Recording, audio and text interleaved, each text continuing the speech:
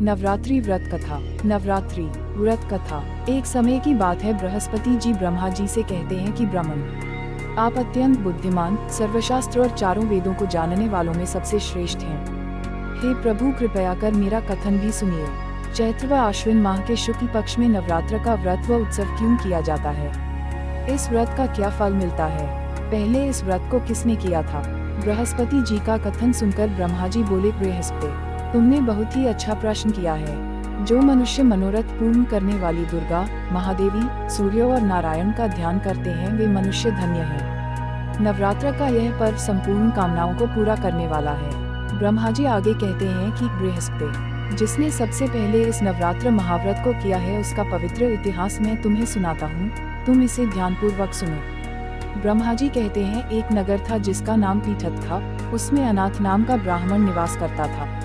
वह भगवती दुर्गा का अनन्य भक्त था। संपूर्ण सद्गुणों से युक्त एक कन्या ने उसके यहाँ जन्म लिया। मानो ब्रह्मा की सबसे पहली रचना हो वह, उसका नाम सुमति रखा गया। सुमति अपनी सहेलियों के साथ ऐसे बड़ी होने लगी जैसे शुक्ल पक्ष में चंद्रमा की कलाएं बढ़ रही हों। सुमति के पिता नियम से प्रतिदिन दुर्गा की पूजा तथा हवन किया करते थे और उस समय सुमति भी वहां उपस्थित रहती थी। एक दिन सुमति अपनी सहेलियों के साथ खेल में मग्न हो गई और भगवती के पूजन में शामिल नहीं हुई। उसके पिता को सुमति पर बहुत क्रोध आया और क्रोध में आकर कहने लगे कि ये दुष्ट पुत्री, आज तुम भगवती के पूजन में शामिल नहीं हुई हो, इसलिए मैं तुम्हारा विवाह किसी कुष्ठी व दरिद्र मनुष्य से कर दूंगा। पिता की बातों से पुत्री को कष्ट पहुंचा और कहने लगी कि हे पिता, मैं आपकी पुत्री हूँ और आपके अधीन हूँ, इसलिए आप मेरा विवाह जिस किसी से कराना चाहे करा सकते हैं, क्योंकि होना तो वही है जो मेरे भाग्य में लिखा है। मुझे तो भाग्य पर पूर्ण विश्वास है। सुमति कहती है कि मनुष्य कितने मनोरथों को पूरा करना चाहता है, लेकिन होता तो वही है जो भाग्य विधाता भाग्य में लिख कर देते हैं। जो जैसा कर्म करता है उसको फल भी उन कर्मों के अनुसार ही मिलते हैं। मनुष्य के हाथ में केवल कर्म करना लिखा है और उसका फल देना भगवान के हाथ में होता है। अपनी कन्या के मुख से ये निर्भयपूर्ण बातें सुनकर ब्राह्मण का क्रोध बढ़ जाता है और अपनी पुत्री का विवाह एक कुष्ठ रोगी से कर देता है और कहता है कि अब जाओ और अपने कर्म का फल भोगो। मैं भी देखता हूँ कि तुम भाग्य के भरोसे रहकर कैसे जीवन यापन करती हो। पिता के वचनों को सुन सुमति मनन करने लगी कि मेरा दुर्भाग्य है कि मुझे ऐसा पति मिला, और अपने दुखों पर विचार करती हुई सुमति वन की ओर चल पड़ी। उस भयानक वन में कुशा पर रात बिताई। गरीब सुमति की हालत देखकर देवी भगवती उसके पूर्व के पुण्यों को देखती हुई उसके सामने प्रकट होती है और कहती है, हे दीन ब्राह्मणी, मैं तुम पर प्रसन्न हूँ, तुम जो चाहो वह वर मांग सकती हो, मैं तुम्हें सब दूंगी। भगवती दुर्गा के वचन सुनकर सुमति कहने लगी, आप कौन है जो मुझ पर प्रसन्न है? अपनी दीन दृष्टि से आप मुझे कृतार्थ करें। ब्राह्मणी की बात सुनकर देवी कहने लगी कि मैं आदि शक्ति हूँ, मैं ही ब्रह्मा, विद्या और सरस्वती हूँ। प्रसन्न होने पर मैं प्राणियों का दुख दूर कर उन्हें सुख प्रदान करती हूँ। मैं तुझसे तेरे पूर्व पुण्यों के कारण प्रसन्न हूँ। देवी कहती हैं कि तुम पूर्व जन्म में निषाद की पत्नी थी और अत्यधिक पतिव्रता थी। एक दिन तेरे पति निषाद ने चोरी की और इस चोरी में निषाद के साथ सिपाहियों ने तुम्हें भी पकड़ लिया।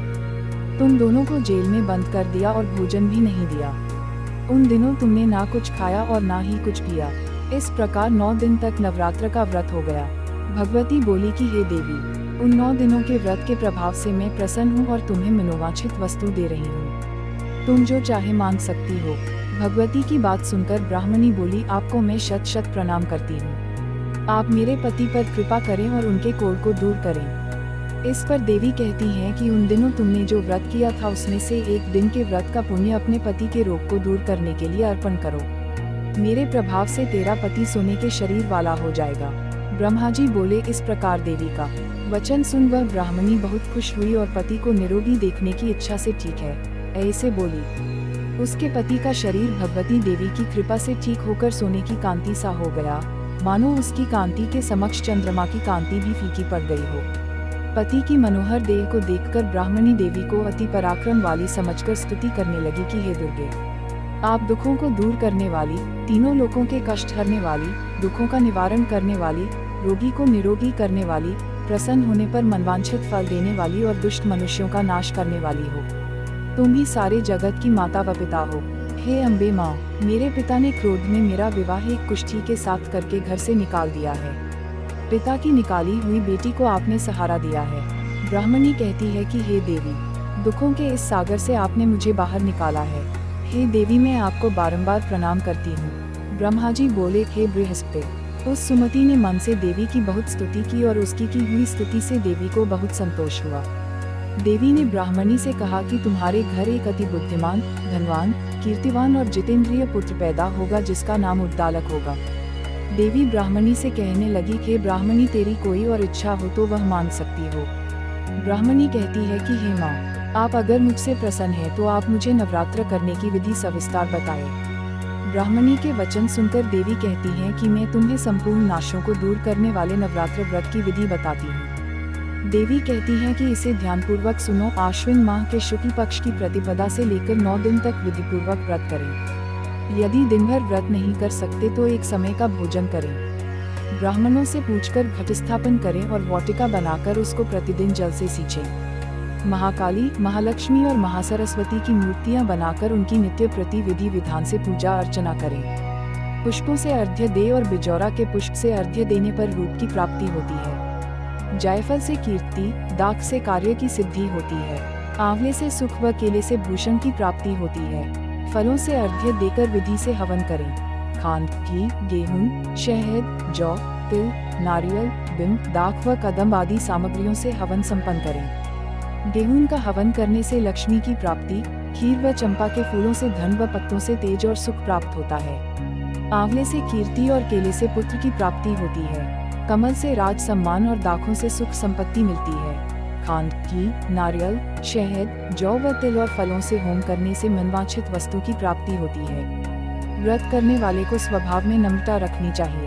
अंत में आचार्य को प्रणाम कर यथाशक्ति उसे दक्षिणा देकर विदा करना चाहिए। इस महाव्रत को बताए विधि के अनुसार जो भी करता है उसके सारे मनोरथ पूरे होते हैं। ब्रह्मा जी कहते हैं, हे बृहस्पति, इस प्रकार ब्राह्मणी को इस व्रत की विधि व फल बताकर देवी अंतर्ध्यान हो गई। जो मनुष्य इस व्रत को करता है वह इस लोक में सुख पाकर अंत में मोक्ष प्राप्त करते हैं। ब्रह्मा जी फिर कहते हैं कि हे बृहस्पति, इस व्रत का महात्म्य मैंने तुम्हें बतलाया है। ब्रह्मा जी का कथन सुन बृहस्पति आनंद विभोर हो उठे और ब्रह्मा जी से कहने लगे, हे ब्रह्मा जी, आपने मुझ पर अति कृपा की है जो आपने मुझे अमृत के समान इस नवरात्रि व्रत का महात्म्य सुनाया है।